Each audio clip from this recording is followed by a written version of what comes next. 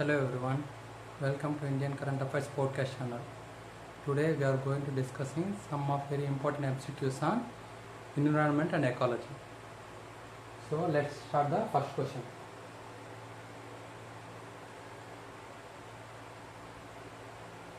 Consider the following statements. First statement, the Kyoto Protocol established binding emission reduction targets for all countries participating in the agreement. Second statement, the Kyoto Protocol assigned differentiated emissions reduction targets based on a country's development status. So, which of these statements are correct? So, second statement is correct. First statement is wrong because the Kyoto Protocol established binding emissions reductions only for developed countries. So, not all countries. So, only Annex 1 countries are binding on the targets, not all the countries. And the second statement is correct. The Kyoto Protocol assigned differential emission reduction targets based on a country's developmental status. So if you see the explanation, the Kyoto Protocol was adopted on 11th December 1997. Owing to a complex ratification process, it entered into force on 16th February 2005. So it is adopted in 1997, but it comes into the force in 2005. Currently there are 192 parties to the Kyoto Protocol. The Kyoto Protocol recognized the principle of common but differentiated responsibility and assigned heavier burdens to developed countries for their higher historical emissions. The Kyoto Protocol only set binding targets for developed countries. Those are Annex 1 countries based on their historical emissions. Developing countries, non-Annex 1, were encouraged to participate but not mandated to meet specific targets. So, these agreements are not binding on these developing countries. So, next question. Consider the following statements regarding the Project Elephant. It is a centrally sponsored scheme launched by Ministry of Environment, Forest and Climate Change. First statement. And second statement is Karnataka accounts for the highest number of elephant corridors in India. Third statement, Gaj Utsav 2023 was held at Kaziranga National Park. So which of the following statements are correct?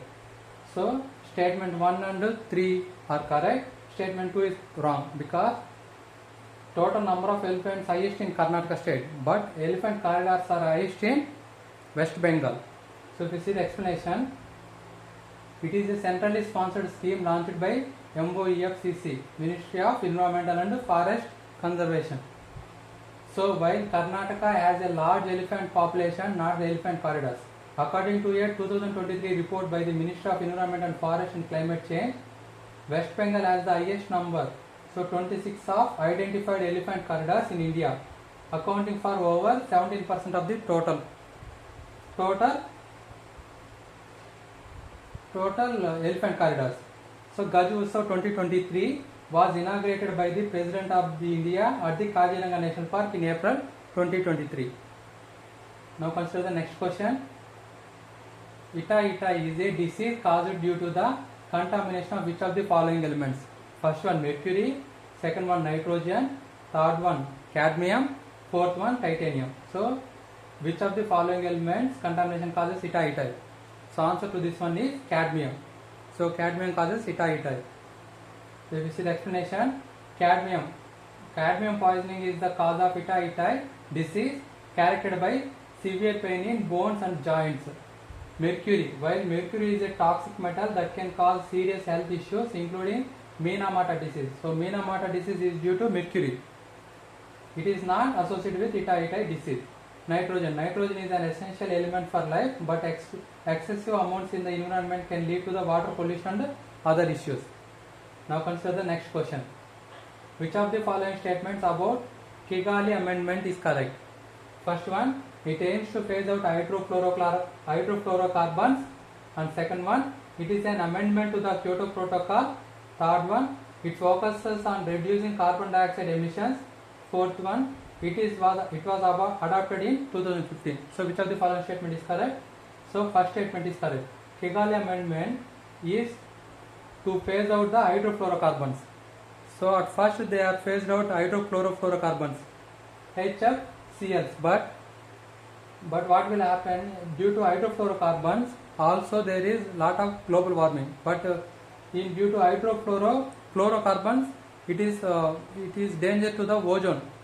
But hydrofluorocarbons not affect the ozone, but they will cause global warming. That's why Kigali Amendment concentrate to phase out the hydrofluorocarbons. If you see the explanation, the Kigali Amendment is an international agreement that amends the Montreal Protocol, which was originally designed to protect the ozone layer by phasing out of production and consumption of ozone depleting substances. The Kigali Amendment, adopted on October 15, 2016 in Kigali, Rwanda, specifically targets the reduction of hydrofluorocarbons. So, next question. So, again explanation. Objectives. The amendment aims to phase down the HFCs, which are potent greenhouse gases used in refrigeration, air conditioning and other applications. While HFCs do not deplete the ozone layer, they have a high global warming potential, contributing significantly to the climate change. Implementation.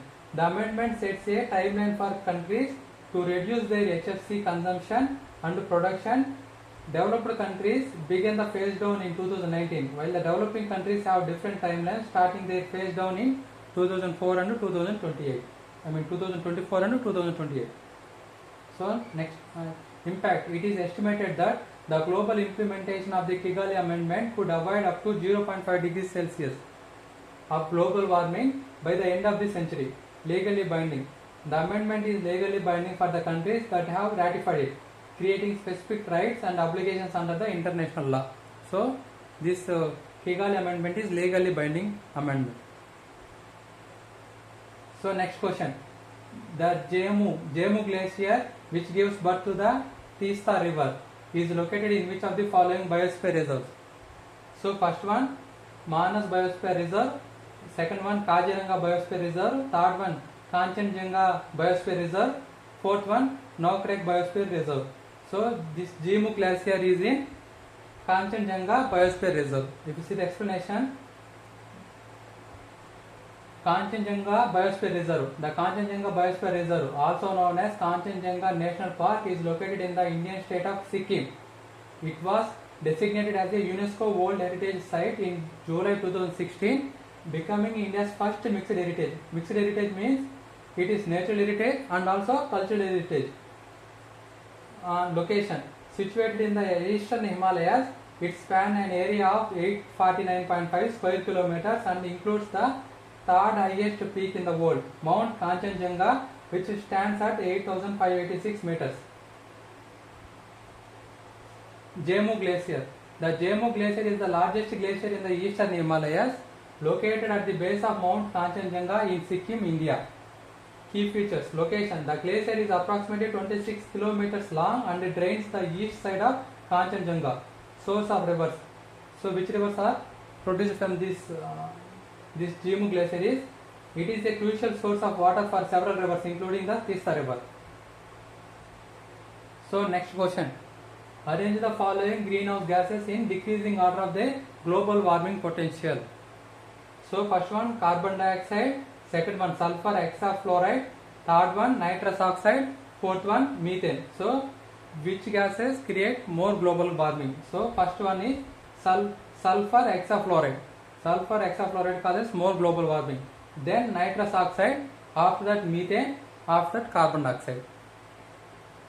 If you see the explanation, sulfur hexafluoride. This gas has the highest global warming potential, approximately 23,500 times that of carbon dioxide. Nitrous oxide. This gas has a global warming potential of about 298 times that of carbon dioxide. So that means 1 gram of carbon dioxide causes how much global warming? So similarly, nitrous oxide, 1 gram of nitrous oxide causes 298 times more than that of that carbon dioxide quantity. So next one is methane. This gas has a global warming potential of about 25 times that of carbon dioxide. So next question. Which of the following areas in India has the largest number of endemic plant species? So endemic plant species. First one, Himalaya region, Malabar region, C, Gangetic region, Gangetic Plains and the Western Ghats. So answer to this one is Western Ghats. What are endemic plant species means only in that place only they are available in the world.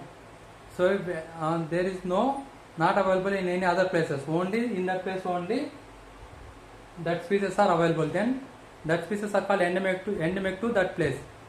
So Western Ghats has more number of endemic plant species. So next question, which of the following is a key feature of the Paris Agreement? Statement A, it sets legally binding emission reduction targets for all countries. Second one, it aims to limit global warming to well below 2 degrees centigrade above pre-industrial levels. Third one, it focuses exclusively on carbon dioxide emission. Fourth one, it was adopted in 1997. So answer to this one is second statement. So second statement is correct. So it aims to limit the global warming to well below 2 degrees centigrade above pre-industrial level. So if you see the explanation,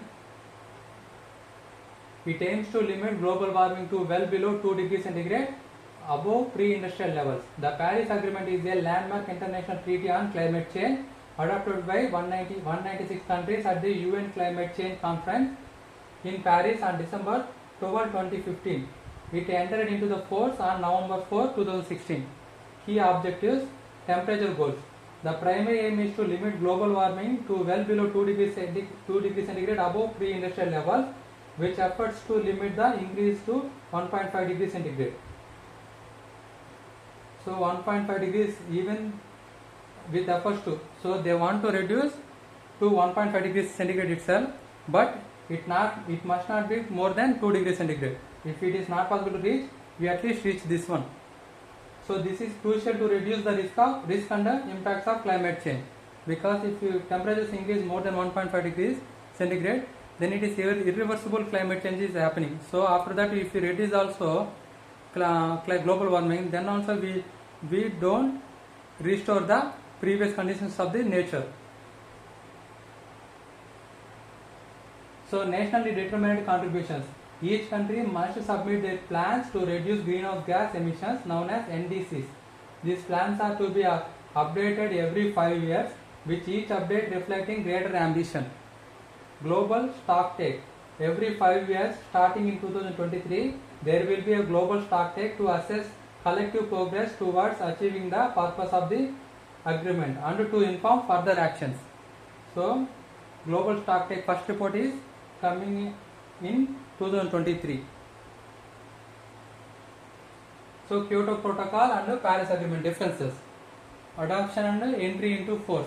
Adopted in 1997 at COP3 in Kyoto, Japan, and entered into force in 2005.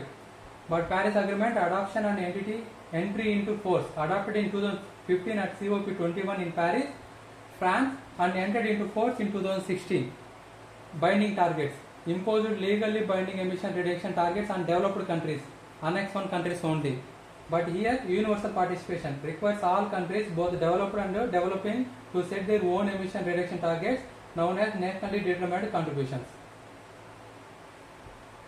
Thank you very much.